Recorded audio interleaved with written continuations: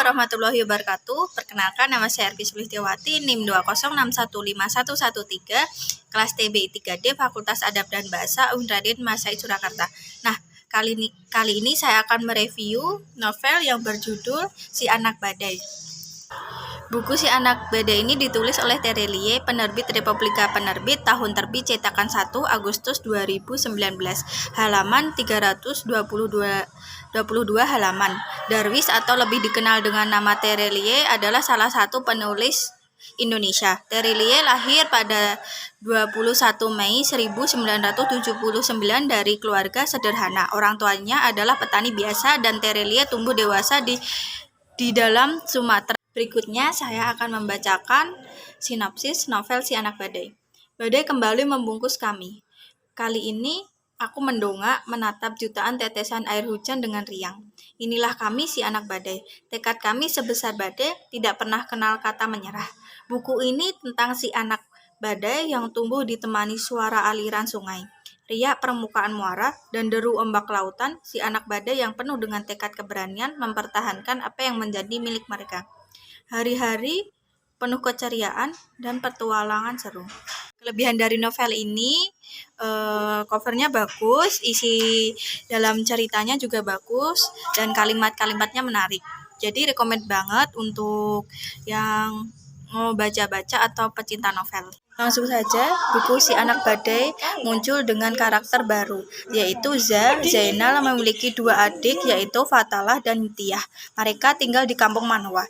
Di sana seluruh rumah warga berada di atas air, kokoh berdiri dengan tiang-tiang yang tertanam di dasar muara.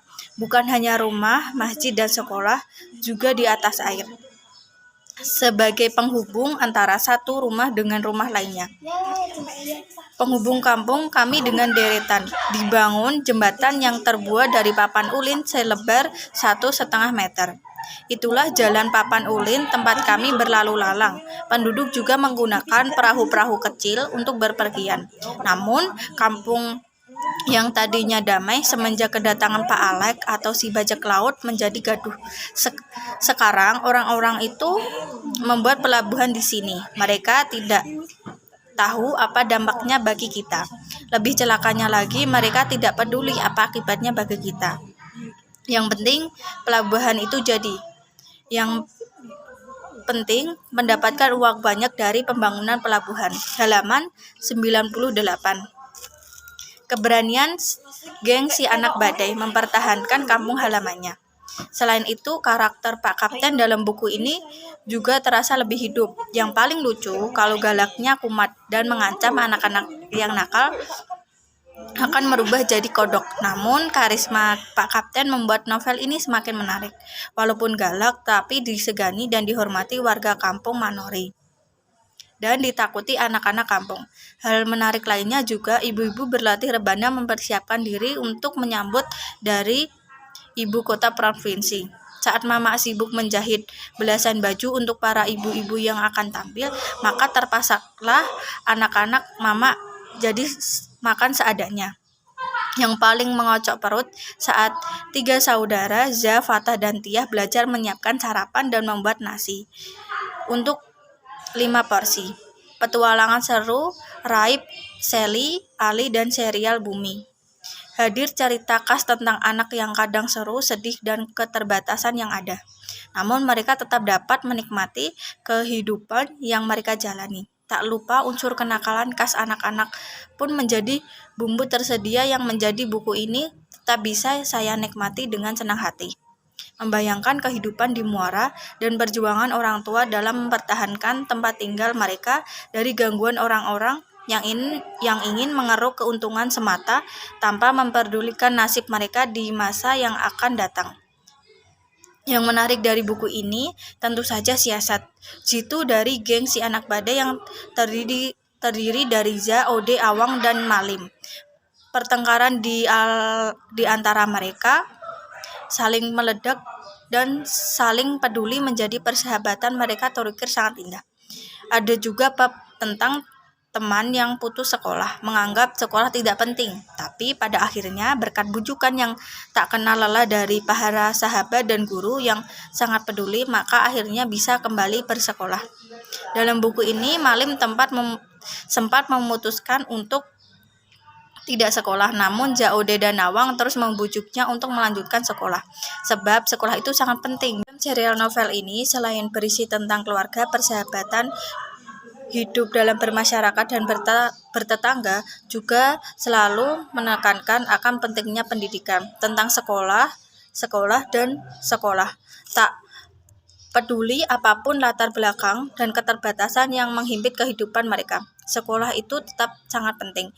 Mungkin karena masih ditemukan tentang anak yang putus sekolah, dalam serial ini penulisan seolah tak bosan lewat karakter dalam novel selalu mengingatkan tentang betapa sekolah itu sangat penting. Berikut ini beberapa kalimat yang saya sukai dalam novel Si Anak Badai. 1. Banyak di dunia ini yang kita tidak tahu jawaban pastinya. Mengapa sholat maghrib 3 rakaat sementara sholat subuh 2 rakaat? Mengapa ikan bisa berenang sementara burung bisa terbang? Mengapa tidak dibalik saja, ikan berterbangan di angkasa sementara burung menyelam di dalam air? Ilmu milik Allah sangat luas. Bayangkan kalian mencelupkan telunjuk di lautan, kalian angkat telunjuk itu, maka air menempel di telunjuk tangan kalian. Itulah ilmu yang dianugerahkan Allah kepada kita. Selebihnya air lautan tak, sehingga banyak itu Allah ada yang tidak tahu. Ada juga yang kita tidak tahu. Kalau kalian terus menanyakan itu akan jadi rumit. Halaman 58. Yang kedua, ada banyak penyebab kenapa tangkapan ikan mereka berbeda. Jika satu pun alat lebih baik, pengalaman lebih banyak, keterampilan lebih tinggi, kemungkinan besar dia mendapatkan tangkapan lebih banyak. Itulah kenapa kalian harus sekolah, agar kalian tahu banyak hal, memiliki ilmu itu, ilmu pengetahuan. Halaman 62. Tadi sinopsis dan review novel Si Anak Badai. Untuk novel ini saya beri nilai 10 sampai 100, saya beri nilai 80 karena bukunya ini menarik dan ceritanya bagus-bagus. Sekian dari saya. Bila ada salah kata, mohon maaf yang sebesar-besarnya. Wassalamualaikum warahmatullahi wabarakatuh.